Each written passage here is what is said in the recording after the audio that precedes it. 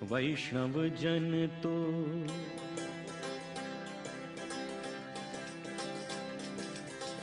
वैष्णव जन तो तेने कहिए जे पीड़ पराई जाने रे। वैष्णव जन तो सुनते हैं कि देश में गांधी फिर लौट आए हैं। सुनते हैं कि इस बार उनकी लड़ाई भ्रष्टाचार के खिलाफ है, जिसमें सभी 120 करोड़ देशवासी शामिल हैं। यह लड़ाई है अन्ना की, अन्ना हजारे की।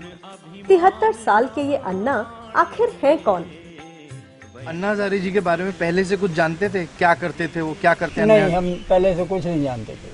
भाई अन्ना हजारे जी जो भी कर रहे हैं वो बढ़िया कर रहे हैं और अच्छा कर रहे हैं और वो आगे भी अच्छा ही करेंगे।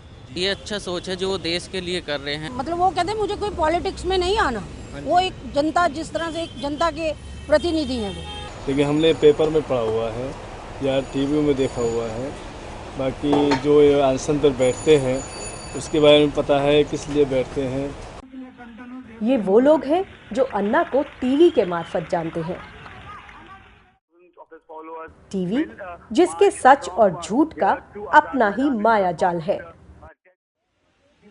जो पूरी हकीकत बयान नहीं करता।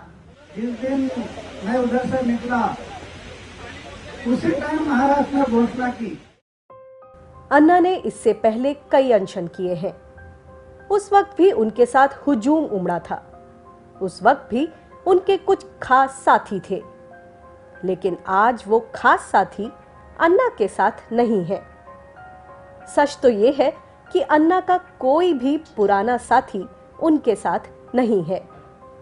आखिर क्यों? बात यह है कि वो अन्ना का तरीका है एक, क्योंकि अन्ना खुद सभी, यानी ही wants to be friend, philosopher, guide, justice, police और ऐसा सब पूरा उनके हाथ में ही थोड़ा होता है।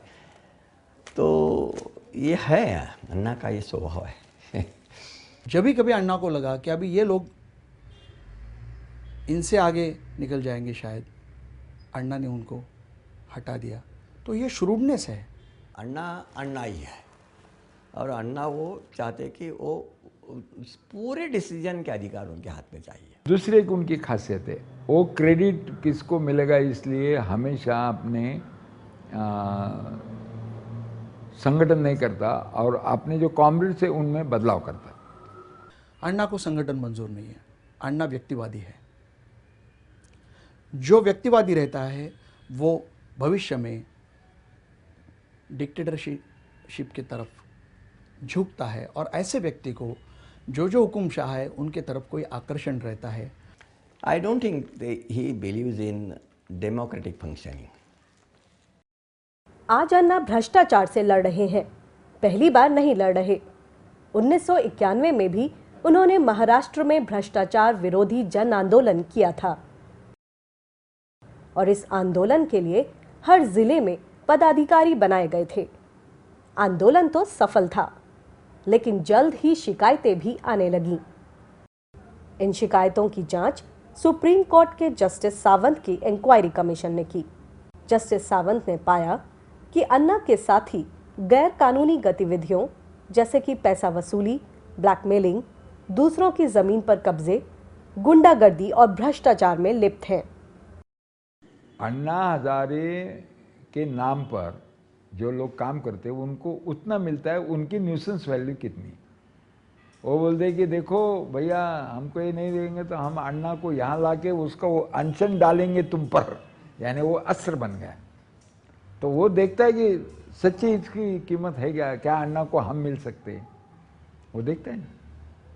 फिर इसके कहने पर अन्ना आएंगे तो देता है ज़्यादा पैसा। जस्टिस सावंत कमीशन ने अन्ना को भी भ्रष्ट ठहराया। इसी कमीशन द्वारा दोषी ठहराए जाने पर महाराष्ट्र सरकार के 2 मंत्रियों ने इस्तीफा दे दिया। लेकिन अन्ना नई जगह पर नए साथियों के साथ फिर से भ्रष्टाचार के खिलाफ आंदोलन कर रहे हैं। यहाँ पुराने साथियों की जगह नहीं है, क्योंकि वो सच जानते हैं। उनके फास्ट का 13वां दिन था या 14वां दिन था, तो हम रालेगंज सिद्धि यहाँ से चले गए थे। मेरे साथ मेरे कोई साथी डॉक्टर्स भी थे और कोई आरोग्य सेना के सदस्य मेरे साथ मौजूद थे उस वक्त। वहाँ जाने के बाद जो कुछ मैंने देखा, मैं ये कह नहीं सकता कि ऐसा मुझे क्यों महसूस हुआ, लेकिन मुझे ठीक नहीं लगा। अन्ना हजारे का एक कोई नज़दीकी रिश्तेदार, जो उस वक्त मैंने सुना कि उनके स्वीय सहायक का काम कर रहा था, उसका भी नाम मुझे याद नहीं है, उसने मुझे ग्लूकोज और इलेक्ट्रॉल के पाउडर दिखाई और मुझे पूछा कि डॉक्टर साहब, मैं अन्ना को हर रोज़ ये ग्लूकोज और इलेक्ट्रॉल दे रहा हूँ, इतना काफ़ी है ना? तो मैंने उसे अचानक मजाक में कहा कि अरे ये तो मैं लेता तो शायद मैं साल भर उपोषण अनशन कर सकता। मैं इतना ही चाहता हूँ कि हमें जो अनुभव आया वैसा अनुभव किरण बेदी केजरीवाल को न आए, इतना ही मैं अपेक्षा करता हूँ, बाकी कुछ नहीं, इतना ही है। बाकी जो व्यक्ति पहला ही अनशन ग्लूकोज पाउडर पी के करता है, मुझे मालूम नहीं उसके बाद के अनशन उन्होंने ग्लूकोज पाउडर के साथ किए या नहीं, ऐसे व्यक्ति को हम दूसरा गांधी तो मान ही नहीं सकते।